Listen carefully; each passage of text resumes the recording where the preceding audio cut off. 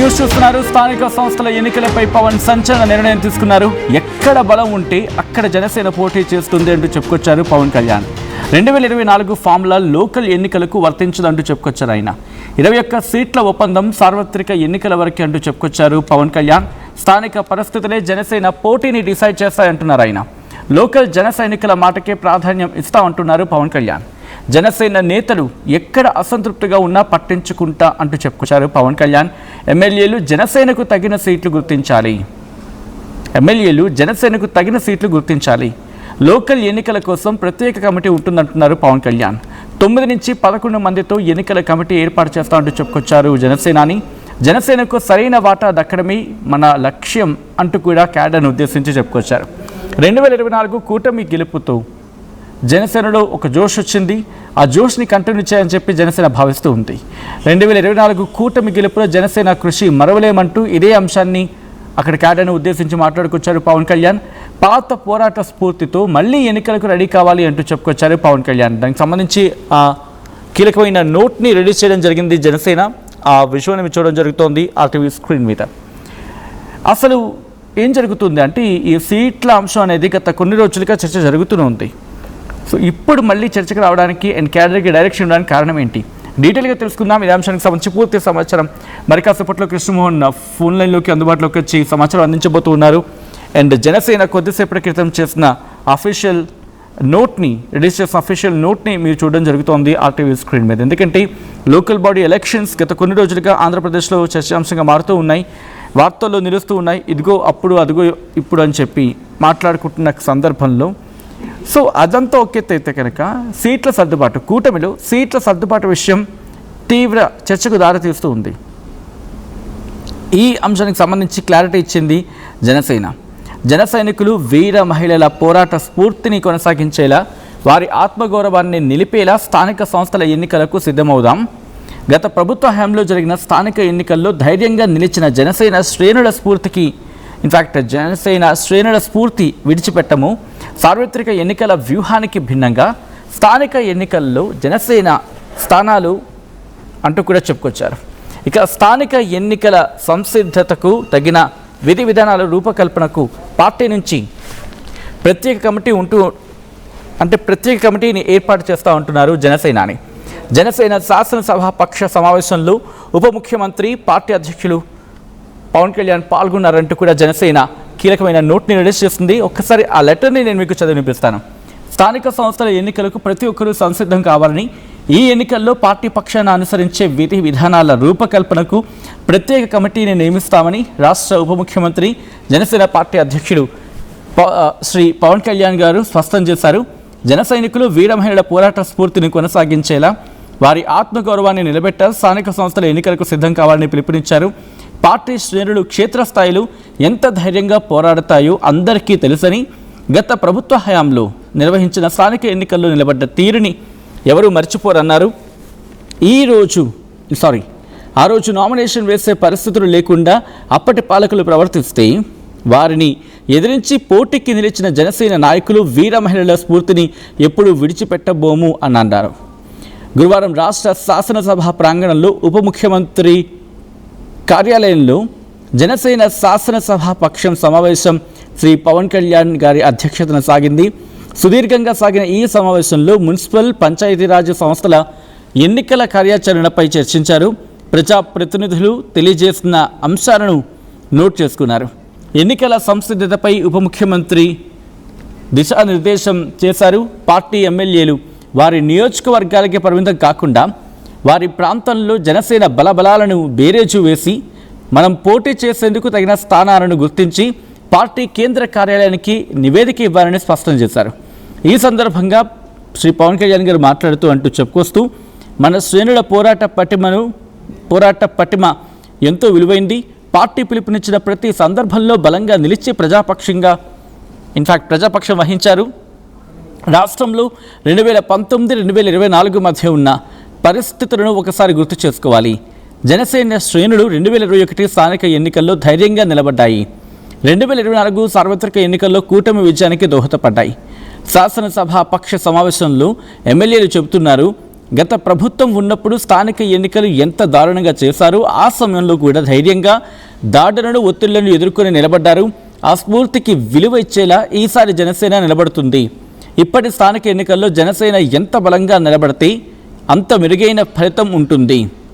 అప్పటి దాష్టిక పాలనను ముగించేందుకు జనసేన 21 సీట్లకు పరిమితమై పోటీ చేసింది. ఆ వ్యూహం ఆ సార్వత్రిక ఎన్నికలకే, స్థానిక ఎన్నికలకు ప్రాంతాల వారీగా ఆ ప్రాంత రాజకీయ సామాజిక పరిస్థితులను బట్టి వ్యూహాలు ఉంటాయి. అందుకు తగ్గట్టు స్థానిక ఎన్నికల్లో జనసేన ప్రభావశీలంగా మెరుగైన స్థాయిలో నిలబడుతుంది. క్షేత్రస్థాయిలో శ్రేణుల ఆలోచనలు పరిగణలోకి తీసుకుంటా అంటూ పవన్ కళ్యాణ్ చెప్పుకొచ్చిన సందర్భం. రాబోయే స్థానిక ఎన్నికల్లో పార్టీ తరపున అనుసరించాల్సిన విధి విధానాల రూపకల్పన చేస్తూ క్షేత్రస్థాయిలో శ్రేణుల ఆలోచనలు పరిగణలోకి తీసుకుంటూ ముందుకు వెళ్లేందుకు ప్రత్యేకంగా కమిటీని ఏర్పాటు చేద్దాం. ఇందులో ఎమ్మెల్యేలతో పాటు సీనియర్ నాయకులు సభ్యులుగా ఉంటారు. 9 నుంచి 11 మంది వరకు ఈ కమిటీలో ఉంటారన్నారు.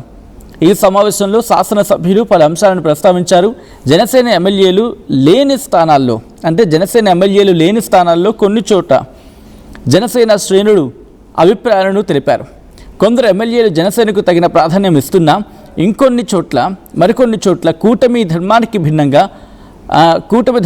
భిన్నంగా వెళ్లడంతో శ్రేణుల్లో అసహనం ఉందని చెప్పారు. దీనిపై శ్రీ పవన్ కళ్యాణ్ గారు స్పందిస్తూ ఈ అంశాలు నా దృష్టికి వచ్చాయి. పార్టీ శ్రేణుల అభిప్రాయాలను తప్పనిసరిగా పరిగణలోకి తీసుకుంటాం. రాజకీయంగా వారిని బలోపేతం చేసే విధంగా ముందుకెళ్దాం. రాజకీయంగా వారికి మెరుగైన అవకాశాలు కల్పిద్దామన్నారు. ఈ సమావేశంలో నాదెండ్ల మనోహర్ వీళ్ళందరూ పాల్గొన్నారంటూ కూడా అంశానికి సంబంధించి కొద్దిసేపటి క్రితం జనసేన ట్వీట్ చేస్తుంది. అసలు ఏం జరుగుతుంది, ఎందుకు అంటే ఈసారి కూటమి ఉంటుందా, లోకల్ బాడీ ఎలక్షన్స్కి కూటమి ఉంటుందా, లేకపోతే ఎవరి దారి వారిదేనా? అసలు ఇంతకీ పవన్ దారి ఏది మాట్లాడుకుందాం. పూర్తి సమాచారం అందించేందుకు ఏపీ ఇన్పుట్ ఎడిటర్ కృష్ణమోహన్ సిద్ధంగా ఉన్నారు.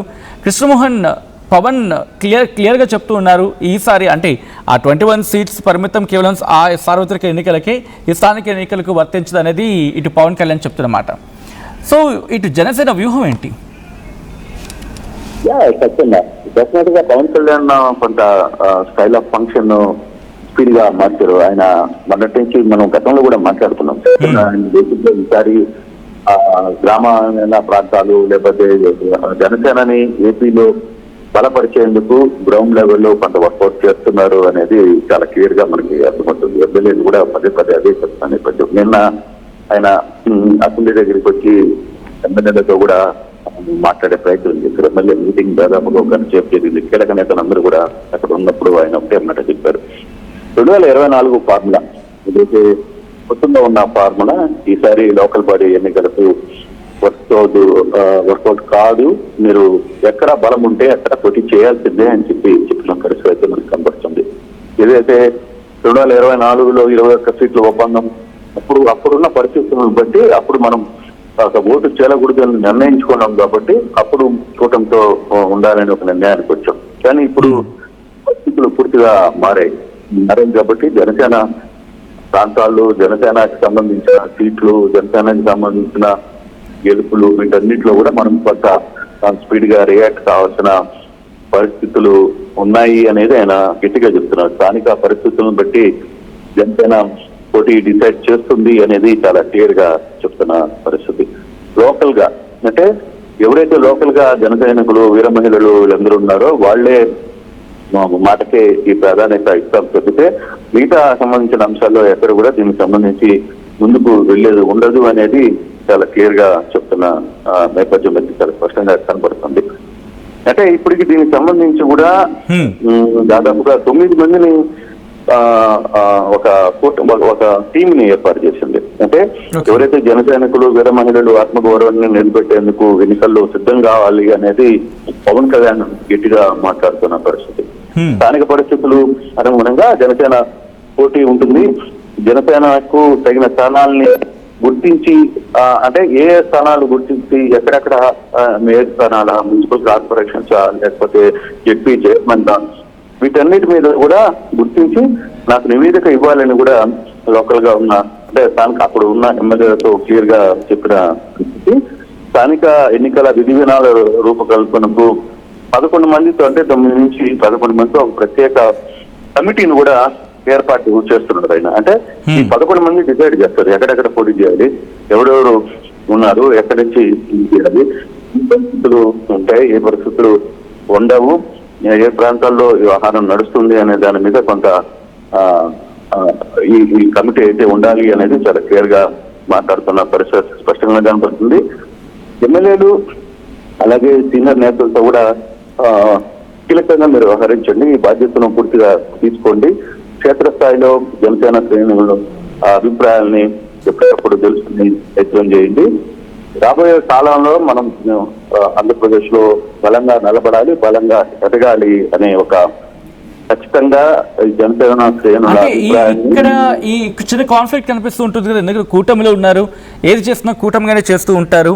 సో స్థానిక సంస్థల ఎన్నికల్లో కూడా కూటమి ధర్మం అనేది ఉంటుందా, లేకపోతే స్థానిక సంస్థల ఎన్నికలకి ఎటువంటి డిస్కషన్ లేకుండా ఎవరి డెసిషన్ వాళ్ళు తీసుకుని వెళ్లే సందర్భమే కనిపిస్తుంది? ఒకవేళ అదే జరిగితే కనుక కూటమిలో బహుశా చీలికొచ్చింది అనే ఒక అంశం ప్రజలకు వెళ్ళే అవకాశం ఉంటుందిగా.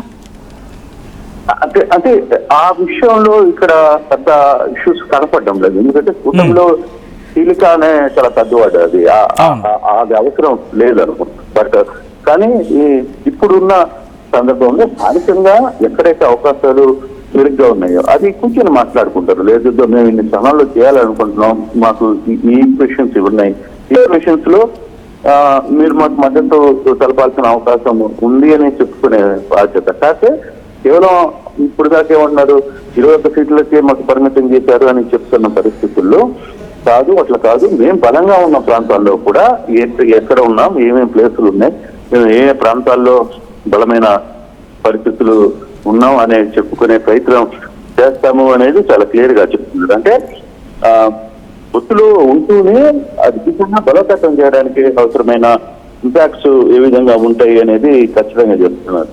అంటే 2021 స్థానిక ఎన్నికల్లో అప్పట్లోనే జనసేన చాలా ధైర్యంగా లోకల్ బాడీ ఎన్నికల్లో పోటీ చేసిన పరిస్థితి మనం చూసాం. కానీ ఇప్పుడు పవర్లో ఉన్నాం కదా, ఇక ఈ సమయంలో కూడా మనం జనసేన ఎక్కువ స్థాయి నుంచి ఎక్కువ స్థానాల నుంచి పోటీ చేయకపోతే జన సైనికులకు సంబంధించి చాలా ఇష్యూస్ ఉన్నాయి. బేసిక్ గా గ్రౌండ్ లో టీడీపీకి జనసేనకి మధ్య కొంత గ్యాప్ నడుస్తుంది.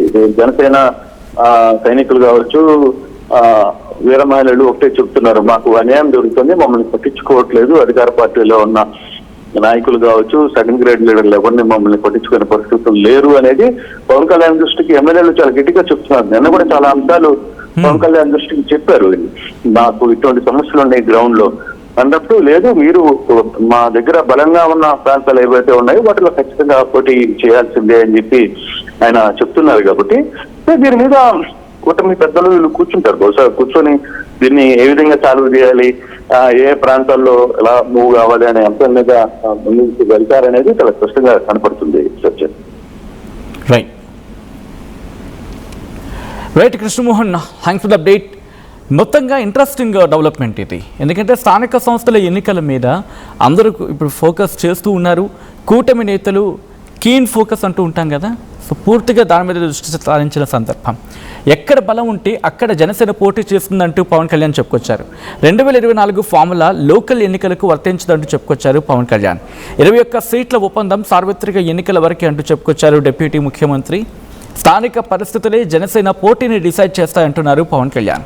లోకల్ జన సైనికుల మాటకే ప్రాధాన్యం ఇస్తా అంటున్నారు పవన్. జనసేన నేతలు ఎక్కడ అసంతృప్తిగా ఉన్నా పట్టించుకుంటా, ఎమ్మెల్యేలు జనసేనకు తగిన సీట్లు గుర్తించాలి, లోకల్ ఎన్నికల కోసం ప్రత్యేక కమిటీని నియమిస్తారంటూ చెప్పుకొచ్చారు పవన్ కళ్యాణ్. 9 నుంచి 11 మందితో ఎన్నికల కమిటీ ఉంటుందంటున్నారు ఆయన. ఇక జనసేనకు సరైన వాటా దక్కడమే తన టార్గెట్ అంటూ ఉన్నారు పవన్.